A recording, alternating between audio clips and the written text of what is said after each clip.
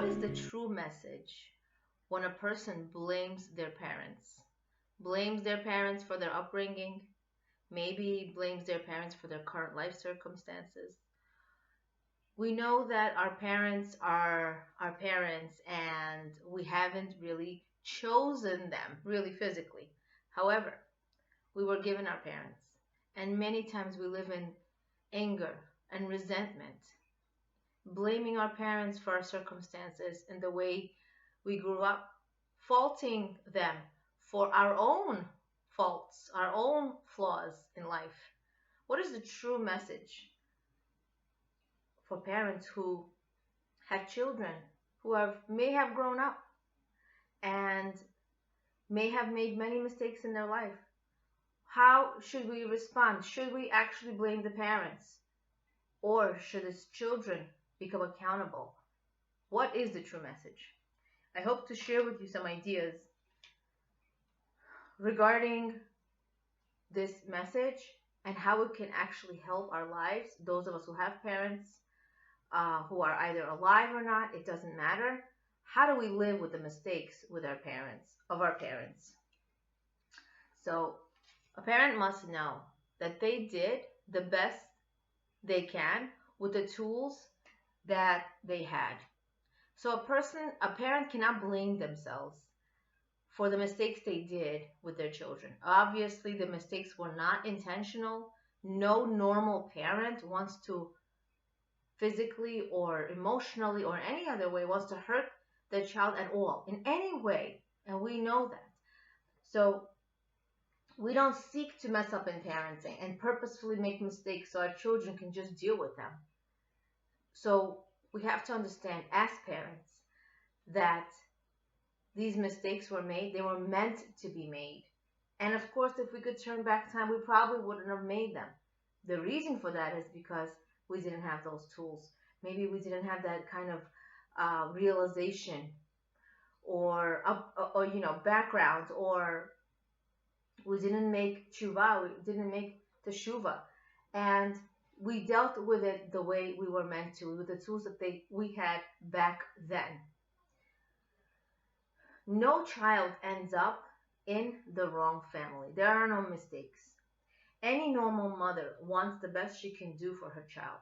Now it's the child's decision as they grow up to respond to their childhood in the way they are supposed to, in the way they need to. Now you can have 5 children, and God forbid they grew up in a home where both parents were alcoholics. And one child can grow up hating alcohol and everything to do with it. Another child can be more proactive and open up a clinic, a rehab center for alcoholics. And one person can become an alcoholic himself. And one person can teach about alcoholism. And one person can be just indifferent and just not care. Maybe hate their parents for the rest of their lives, the way they turned up. The truth is, our past, the way we grew up, and our parents are meant to be ours, and our history, meaning our life history, is meant to be lived by us in this way. We cannot have resentment towards our parents, and this message is for parents as well, that we should not blame ourselves and become depressed over the way we raise our children. Hashem cares about your desire. The results depend on Him. In other words, a person can read so many parenting books and desire to be the best parent, and everything just goes wrong. Maybe they're not as patient. Maybe they don't have so much time to be such a good parent, or really try different strategies, or really spend time with their child, but they really want to, and they're asking Hashem, please help me. They're asking God, please help me. Please help me be the best I can be.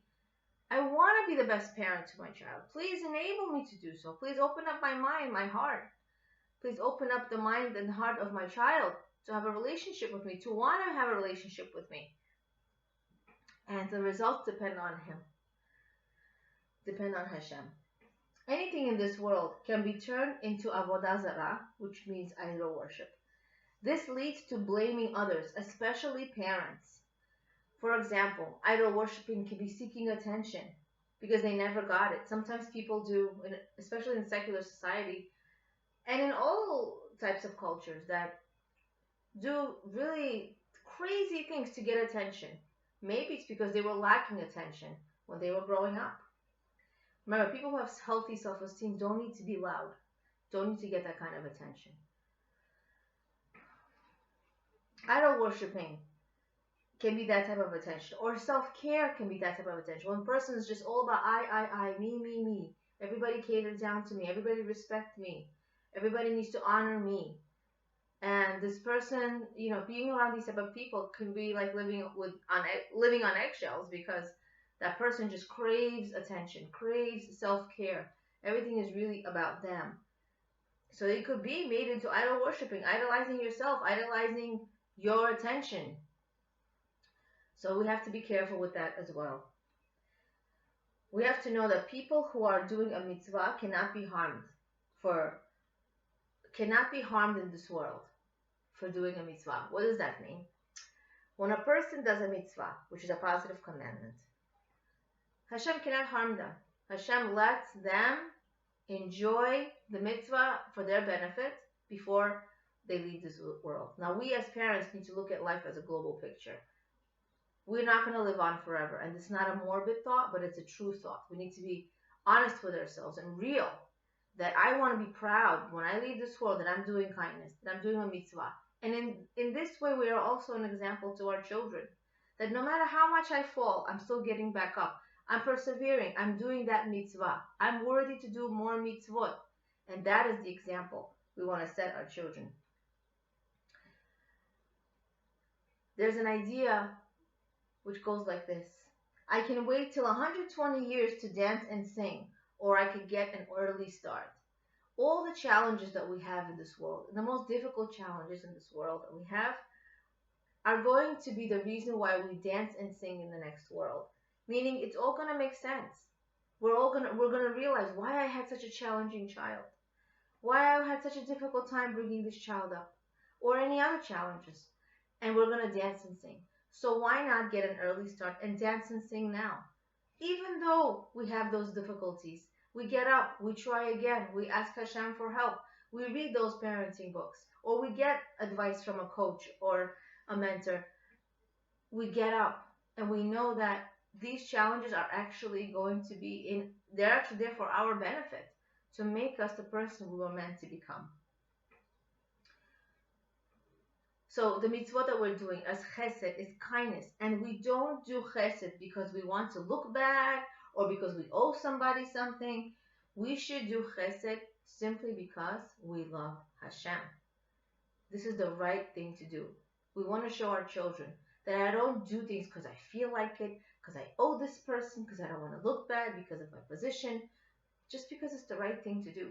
That if a person is in need, I'm going to do my best to be there for that person. And that's the chesed we want to teach our children. And that's the chesed we want to give over to our children. That no matter how our children our children treat us, we want to be there for them the best way that we can. We want to love them, not to take them too personal, especially when they're teenagers, right? They may say things that they don't mean, and we love them no matter what. Just like Hashem loves us no matter what. Only when a person reduces their sense of self can they really grow and accomplish. Meaning, it's not all about me. A parent sometimes can say, you have to respect me to their children. You have to treat me like a parent. You have to respect your mother, respect your father. You don't live in this world without me. You don't exist without me. You're here because of me. Now that's demanding respect. That's demanding a lot of I.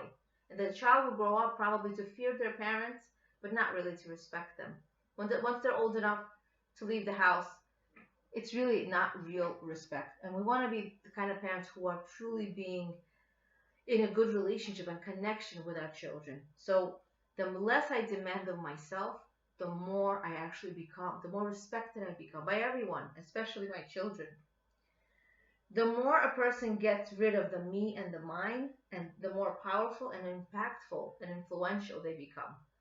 Less of me, less of mine, less of I. It's more about what I can do for you. How can I help you? We want to help and be there for our children in the way they want to be helped. Not in the way that I feel like it, and not in the way that it was more convenient for me. One really great rabbi said, parents have difficulty raising their children because their children inconvenience them. Either they're late for the bus, late for work, late for an engagement. Just because a parent is inconvenienced, many times we react negatively to our children. A person should be like a seed in this world. What does that mean? A seed disintegrates and opens up and attributes everything to Hashem before it grows up. In other words, the seed can only grow and sprout when the shell, the pride of a person, breaks down, and then in the dirt, in the soil, receiving the healthy nutrients, receiving everything that I can receive, I reach out to Hashem, and that's how I can grow. We have to learn this from plants, from seeds. It's actually has to relate to us very, very much as people. Removing that shell, that pride, to really tap into your inner self, to really tap into your children as well. Removing those negative traits. If it's all about me, the child is born into this world with their fists clenched because it's all about me. I just want to take, I want to take. We have to teach our children throughout their lives to give. And they can only be givers if they see their parents become givers. We are their primary teachers, their primary example. So a person should have their pride disintegrate in order to grow and receive the nutrients from the soil and grow as a person. For us to remember that the less there is of me, the more I can contribute to you, the more I can have a relationship with you.